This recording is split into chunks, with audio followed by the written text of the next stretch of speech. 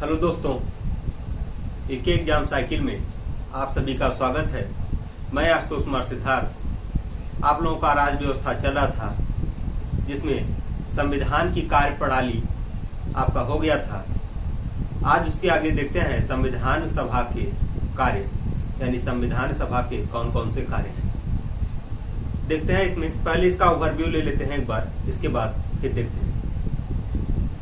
संविधान सभा के द्वारा भारत में विधायिका की भूमिका का भी निर्वहन किया गया, यानी संविधान सभा के द्वारा भारत में विधायिका की भूमिका का भी निर्वहन किया गया तथा जब संविधान सभा विधायिका के रूप में कार्य करती थी तब उसकी अध्यक्षता गणेश वासुदेव मावलंकर के द्वारा की जाती थी। यानी संविधान सभा विधायिका के रूप में जब कार्य कर रही थी तो उसकी अध्यक्षता गणेश वासुदेव मावलंकर के द्वारा की जाती थी तथा यह संविधान निर्माण का कार्य करती थी।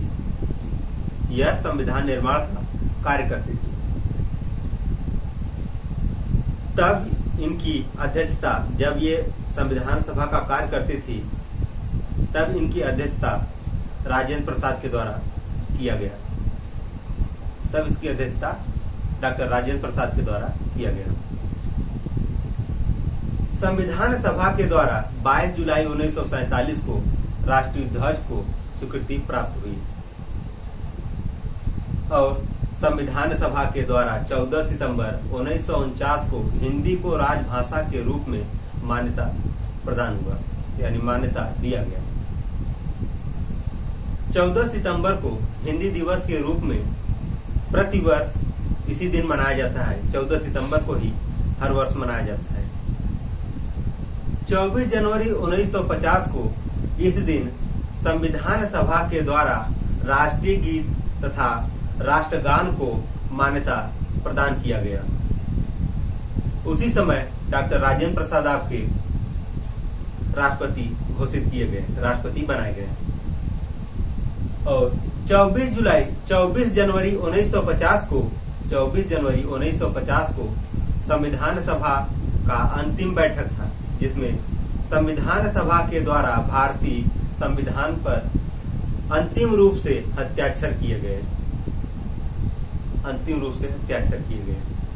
इसमें देखते हैं, ये जो आपका 24 जनवरी 1950 को राष्ट्रीय गीत और राष्ट्रगान को अपनाया गया था।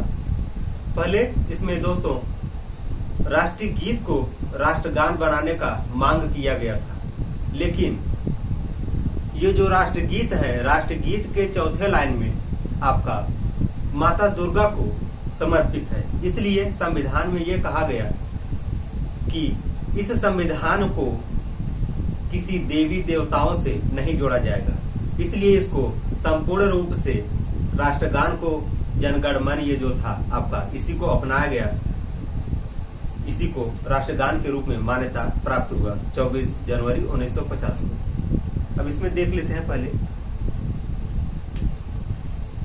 राज व्यवस्था।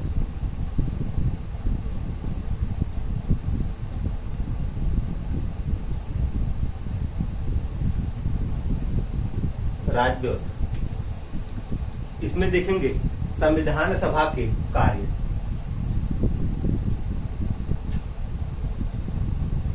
संविधान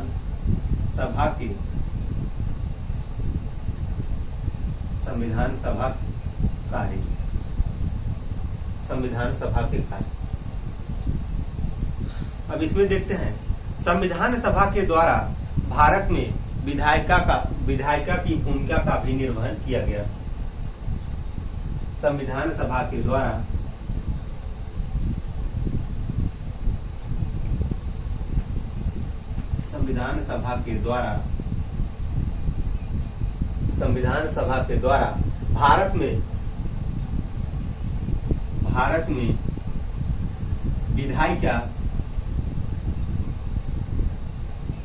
भारत में विधायिका की भूमिका का निर्वहन किया गया। विधायिका की भूमिका का भूमिका का भी निर्वहन किया गया। निर्वहन किया गया। तथा जब संविधान सभा विधायिका के रूप में कार्य करती थी, तथा जब संविधान सभा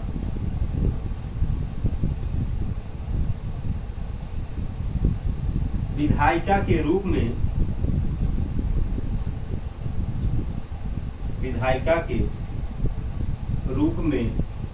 कार्य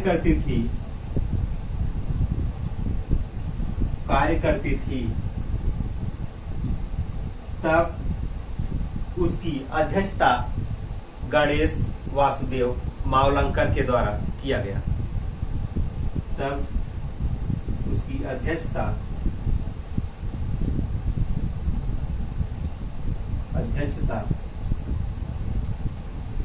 गणेश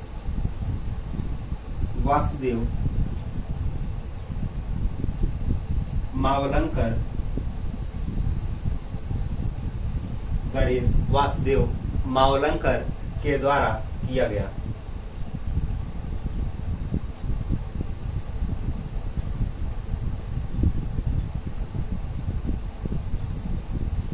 मावलंकर के द्वारा किया गया।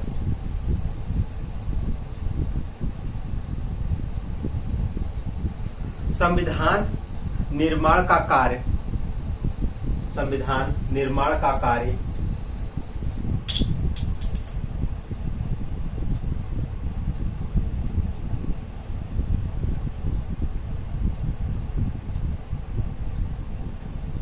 संविधान निर्माण का जो कार्य था, जो कार्य कर रहे थे, संविधान निर्माण के कार्य की अध्यक्षता डॉक्टर राजेंद्र प्रसाद के द्वारा किया गया। संविधान निर्माण के कार्य का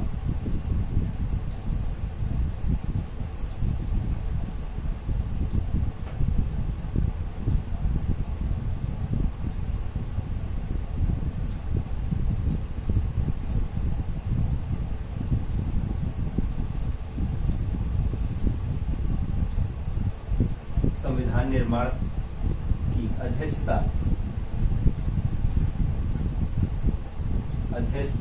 डॉक्टर राजेंद्र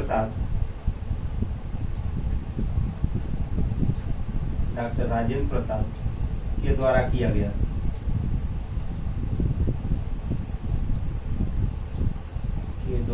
डॉक्टर राजेंद्र प्रसाद के द्वारा किया गया। संविधान सभा के द्वारा 22 जुलाई को, पहले इतना आप लोग नोट कर लीजिए,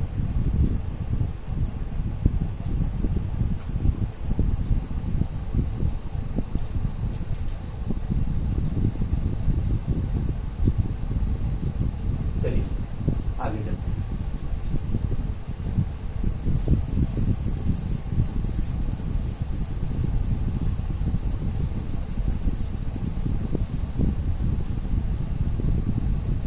संविधान सभा के द्वारा 22 जुलाई 1947 को राष्ट्रीय ध्वज को स्वीकृति प्राप्त हुई। संविधान सभा के द्वारा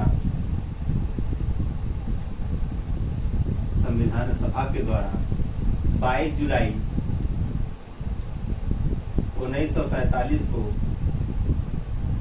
राष्ट्रीय ध्वज को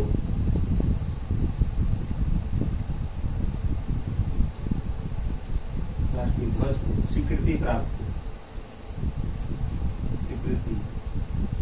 हुई। स्वीकृति प्रदान किया गया या प्राप्त हुई। अब संविधान सभा के द्वारा 14 सितंबर 1949 को हिंदी को राजभाषा के रूप में मान्यता प्रदान किया गया। 14 सितंबर 1949 को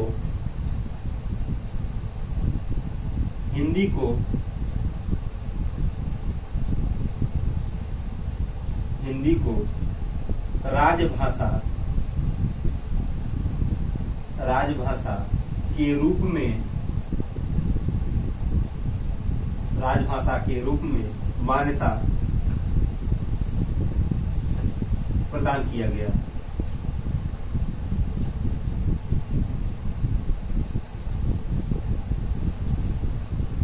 सितंबर 1949 को हिंदी को राजभाषा के रूप में मान्यता प्रदान किया गया। इसलिए 14 सितंबर को हर वर्ष राजभाषा के रूप में मनाया जाता है। इसलिए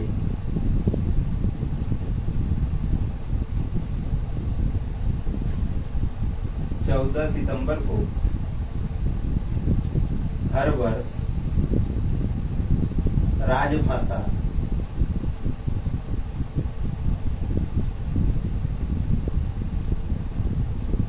सितंबर को राजभाषा के रूप में मनाया जाता है। 14 सितंबर को हर वर्ष, यानी हिंदी को राजभाषा के रूप में स्वीकार किया गया, यानी 14 सितंबर को हर वर्ष हिंदी दिवस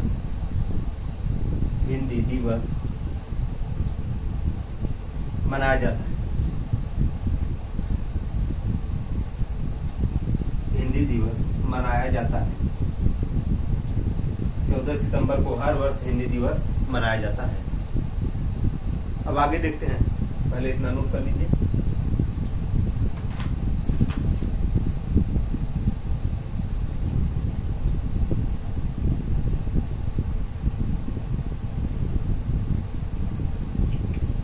चलिए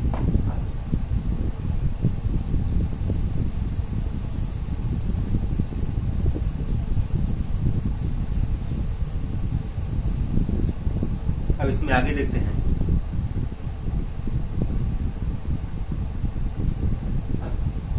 24 जनवरी 1950 को इस दिन संविधान सभा के द्वारा 24 जनवरी 1950 को 24 जनवरी 1950 को राष्ट्रीय गीत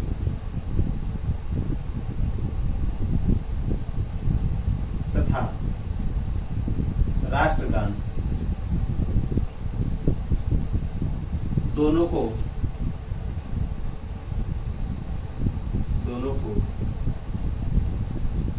स्वीकृति प्रदान किया गया। दोनों को स्वीकृति प्रदान किया गया।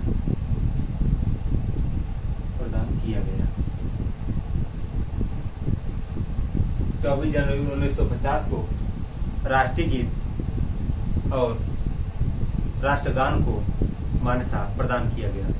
उसी समय डॉक्टर राजेंद्र प्रसाद को राष्ट्रपति के रूप में घोषित किया गया। उसी दिन डॉक्टर राजेंद्र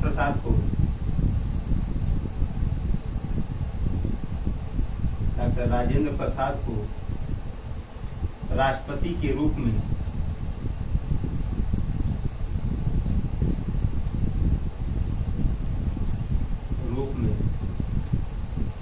चुना गया, राष्ट्रपति के रूप में घोषित किया गया।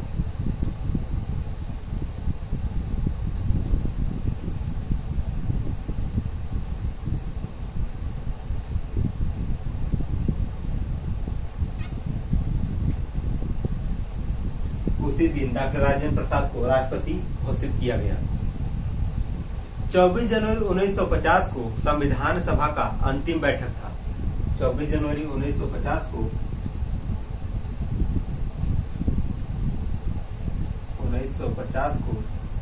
संविधान सभा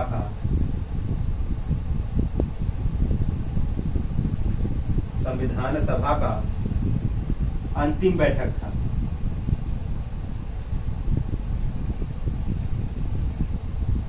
संविधान सभा का अंतिम बैठक था, जिसमें संविधान सभा के द्वारा भारतीय संविधान पर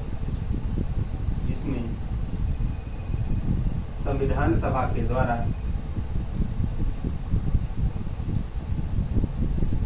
संविधान सभा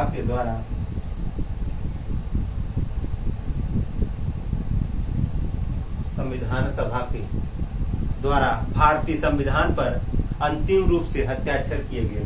संविधान सभा के द्वारा भारतीय संविधान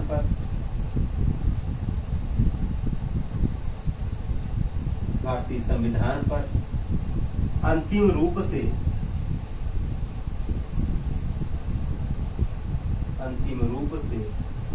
हस्ताक्षर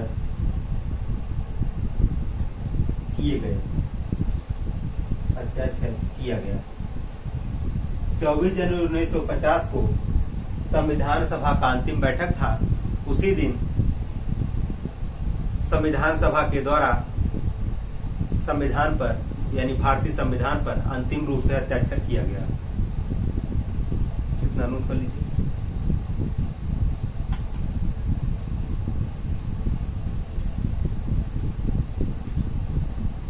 चलिए आगे देखिए।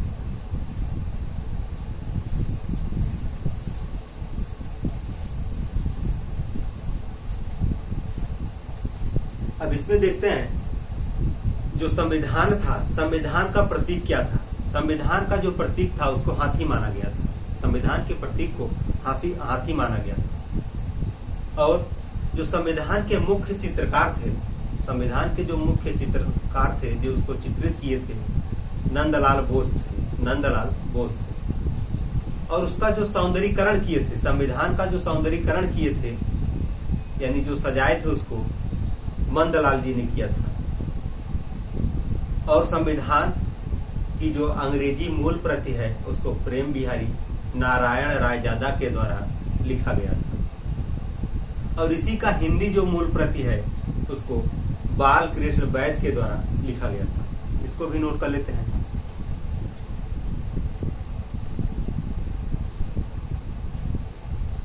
संविधान का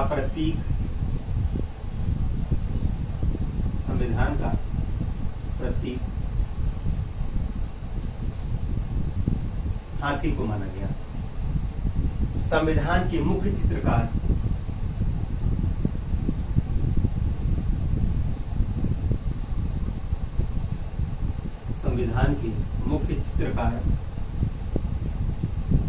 संविधान के जो मुख्य चित्रकार थे आपके नंदलाल बोस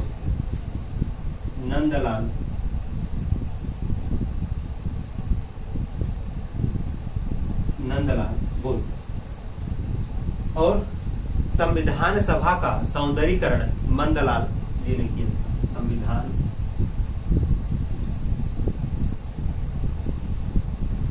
संविधान की सौंदर्यीकरण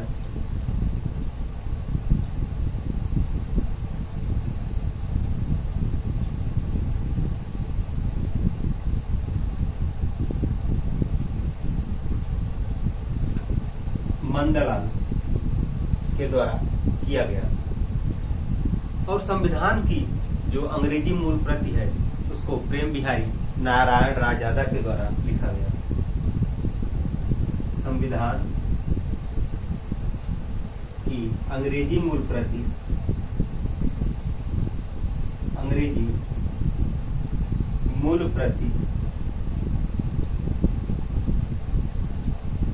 प्रेम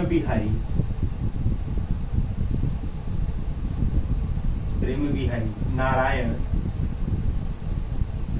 रायजादा के द्वारा लिखा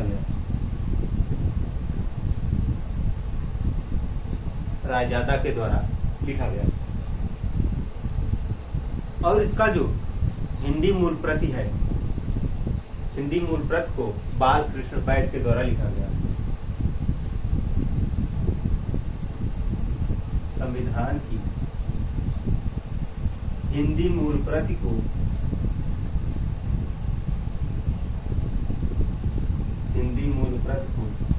बाल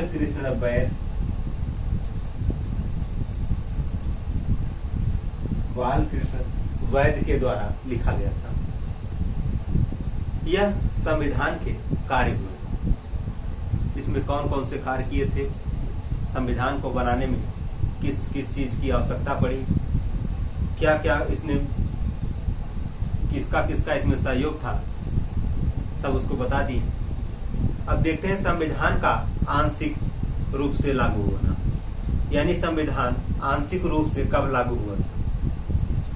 संविधान 26 नवंबर 1949 को इस दिन भारतीय संविधान के कुछ महत्वपूर्ण प्रावधान को लागू किया गया था, जैसे नागरिकता, चुनाव, अस्थायी संसद आदि प्रावधानों को लागू कर दिया गया था, अस्थायी रूप से लागू कर दिया गया था। पहले इसको देख लेते हैं, इतना नोट कर लीजिए।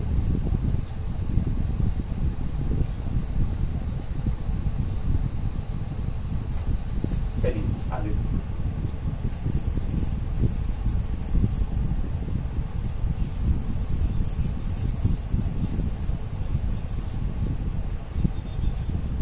संविधान का आंशिक रूप से लागू होना।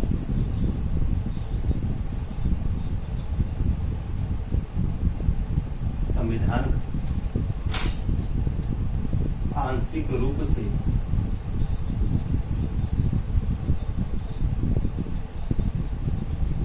लागू होना।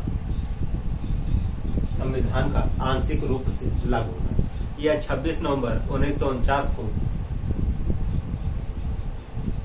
26 नवंबर 1949 को आंशिक रूप से लागू हुआ था। इस दिन भारतीय संविधान में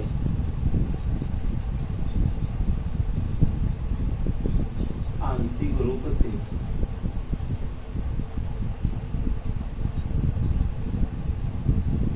लागू हुआ था।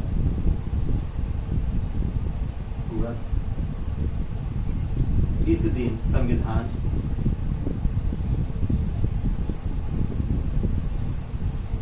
इस दिन भारतीय संविधान के कुछ महत्वपूर्ण प्रावधान को लागू किया गया था। भारतीय संविधान के कुछ महत्वपूर्ण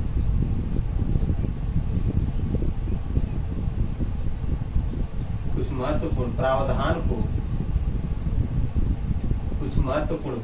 को लागू किया गया था।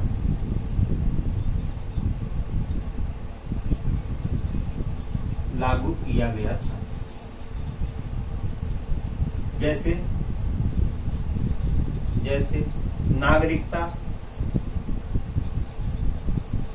चुनाव,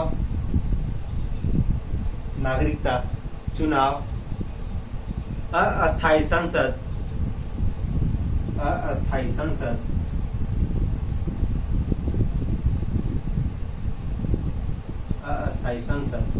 आदि को लागू किया गया। अर्थात भारत का संविधान आंशिक रूप से लागू हुआ। 26 नवंबर 1949 को आंशिक रूप से लागू हुआ था।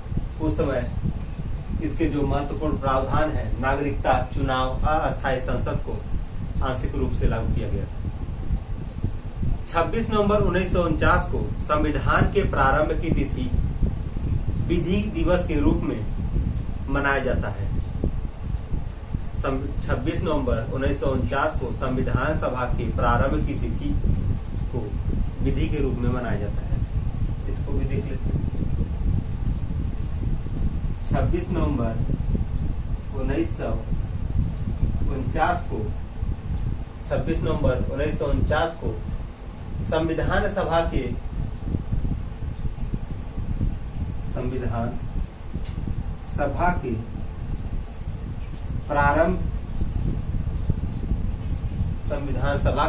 प्रारंभ की तिथि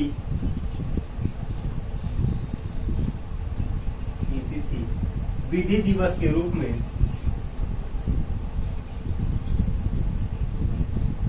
दिवस के रूप में मनाया जाता है।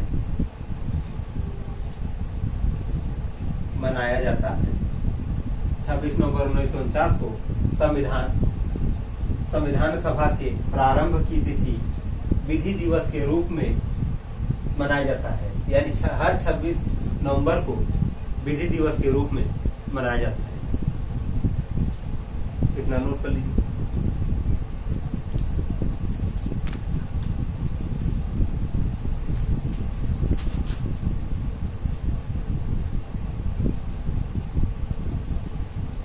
चलिए आगे देखते हैं।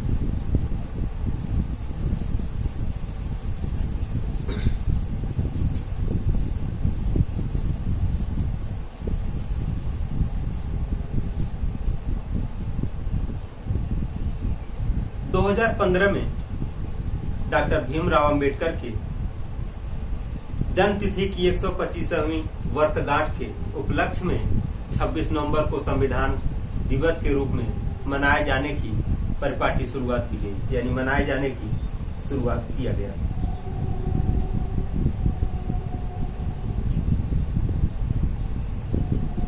दो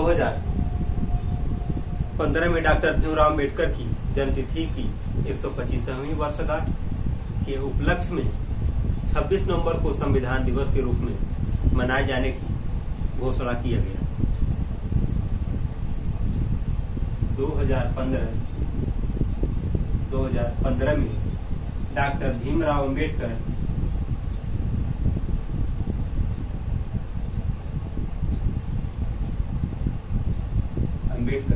के जन्म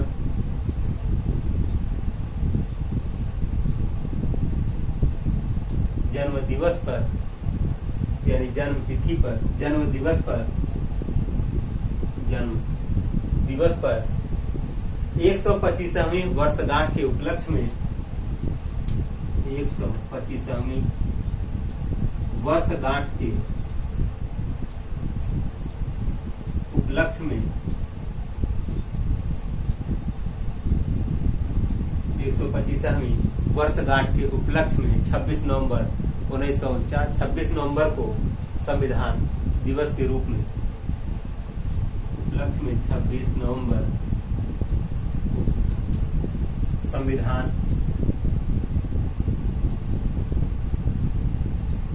दिवस के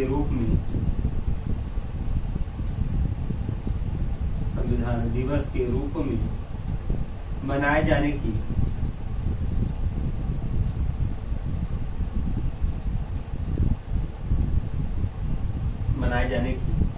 शुरुआत किया गया।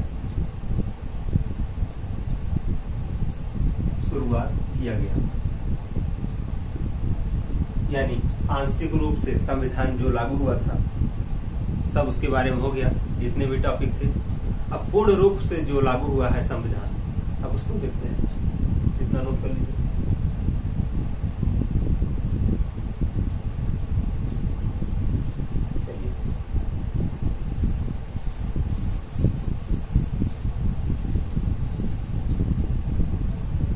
संविधान का पूर्ण लागू होना, संविधान का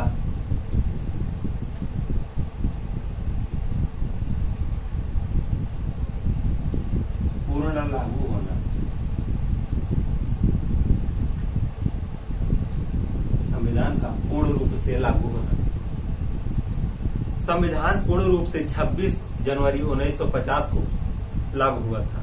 लाहौर अधिवेशन के ऐतिहासिक महत्व के कारण, क्योंकि लाहौर स्वतंत्रता की तिथि, लाहौर अधिवेशन में भारतीयों ने अपने स्वतंत्रता की तिथि 26 जनवरी को निर्धारित किया था। इतना देख लेते हैं। 26 जनवरी 1950 को संविधान पूर्ण रूप से लागू हुआ, पूर्ण रूप से लागू हुआ।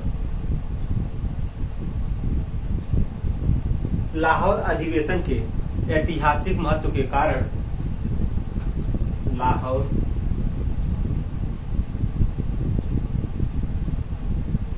अधिवेशन के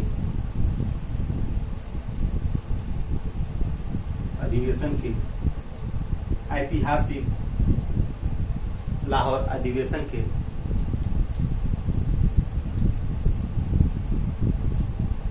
भारतीय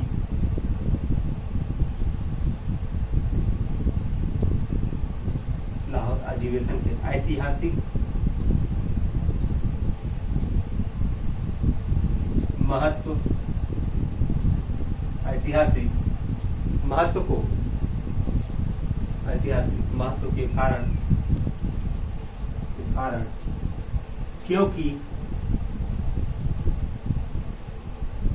क्योंकि लाहौर अधिवेशन में भारतीयों ने अपने स्वतंत्रता की तिथि 26 जनवरी को निर्धारित किया था। क्योंकि लाहौर अधिवेशन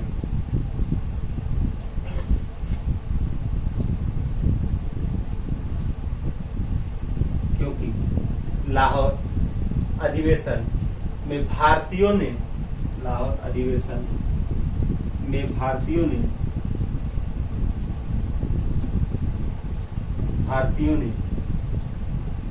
अपने स्वतंत्रता की तिथि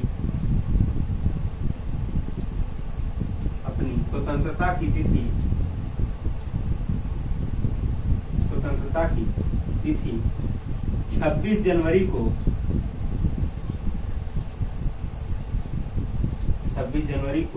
निर्धारित किया था। 26 जनवरी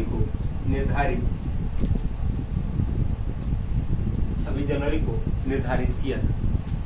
संविधान निर्माण में 2 साल 18 दिन 18 महीना 2 साल 11 महीना 18 दिन लगा था।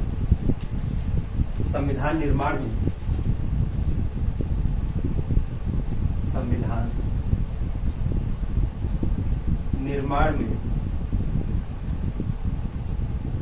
2 साल 11 मंथ 18 दिन लगे थे। ये आपके संविधान निर्माण में लगे थे इतने दिन। और इसमें जो पैसा खर्च हुआ था लगभग 64 लाख के आसपास खर्च हुआ था। संविधान निर्माण में कुल लगभग 64 लाख रुपया खर्च हुआ था। 64 लाख रुपया खर्च हुआ था। संविधान निर्माण में 64 लाख रुपया खर्च हुआ था। संविधान सभा में कुल महिलाओं की संख्या उस समय 15 थी। संविधान सभा में महिलाओं की संख्या 15 थी, जिसमें से 5 उत्तर प्रदेश से थी। इतना नोट कर लीजिए।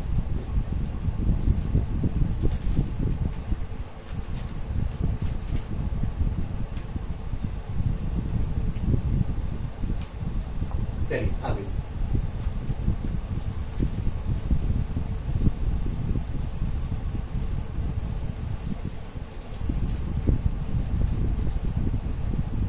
संविधान सभा में कुल महिलाओं की संख्या 15। संविधान सभा में कुल महिलाओं की संख्या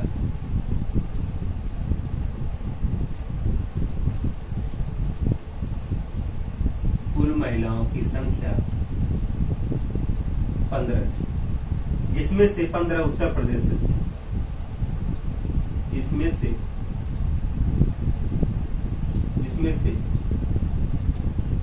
5 उत्तर प्रदेश से थे।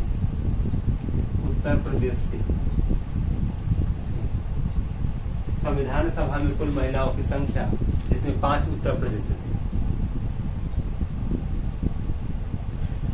इतना नोट करिए।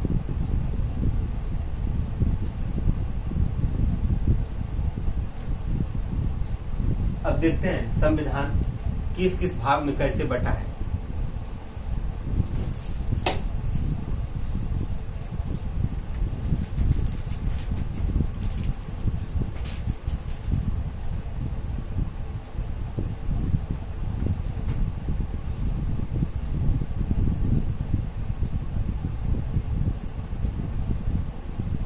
संविधान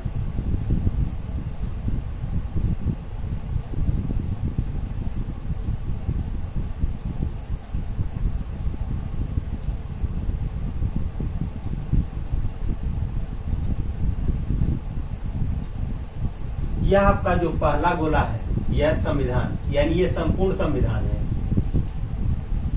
यह आपका संपूर्ण संविधान है। यह पूरा संविधान है। इस संविधान के अंतर्गत जितने भी आएंगे सब इसके भाग होंगे, छोटे छोटे भाग होंगे। पहला आपका संविधान, संविधान के अंतर्गत भाग आता है। आपका क्या आता है? भाग। संविधान के अंतर्गत भाग आता है। भाग से यानी भाग के अंतर्गत अध्याय आता है। अध्याय, अध्याय जो है, अध्याय टूटकर अनुच्छेद बना, यानी अध्याय से अनुच्छेद बना। अनुच्छेद बना, अध्याय से अनुच्छेद बना। अनुच्छेद जो है, अनुच्छेद टूटकर आपका खंड बना, खंड बना।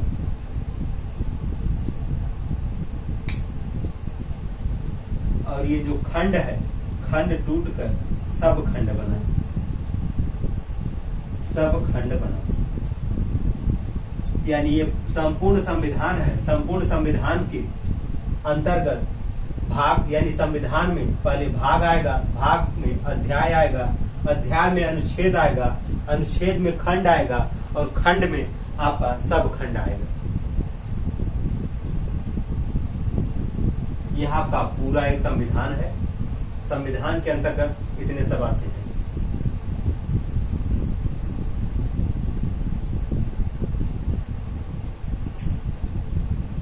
अब आगे देखिए।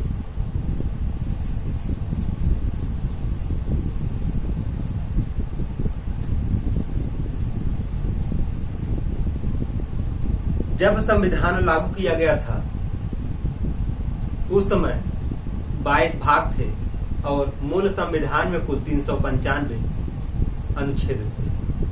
जब संविधान लागू हुआ था,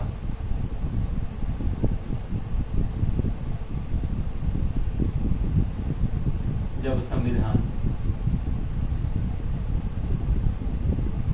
लागू हुआ था उस समय, जब संविधान लागू हुआ था उस समय 22 भाग,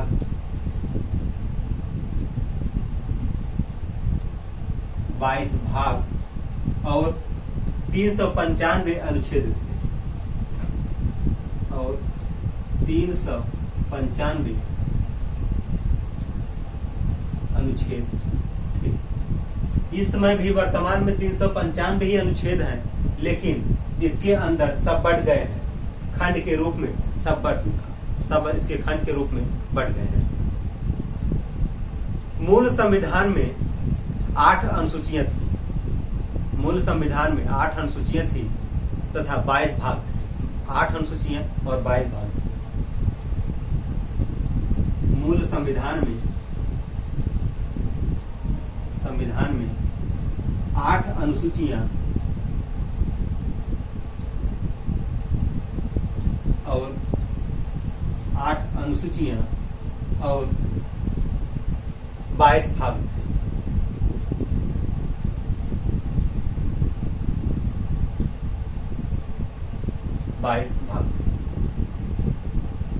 वर्तमान में जो अनुसूचियां हैं वह 12 हो गए हैं। वर्तमान में अनुसूचियां आपके 12 हो गए, जबकि वर्तमान भारतीय संविधान में कुल 395 अनुच्छेद और 12 अनुसूचियां हैं। वर्तमान में भारतीय संविधान में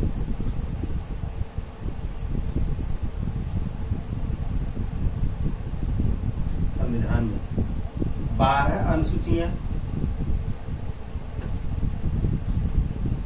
12 अनुसूचियां और 395 अनुच्छेद, 395 अनुच्छेद हैं। आज के लिए इतना ही दोस्तों। अब इसके आगे हम कल मिलेंगे, यानी आपका जो 12 अनुसूचियां हैं क्रम से उसको भी बताएंगे कहाँ कहाँ इसका उपयोग है, क्या है, सब इसको बताएंगे। आज के लिए इतना ही। इस वीडियो को हम यहीं पर रोकते हैं। जय हिंद।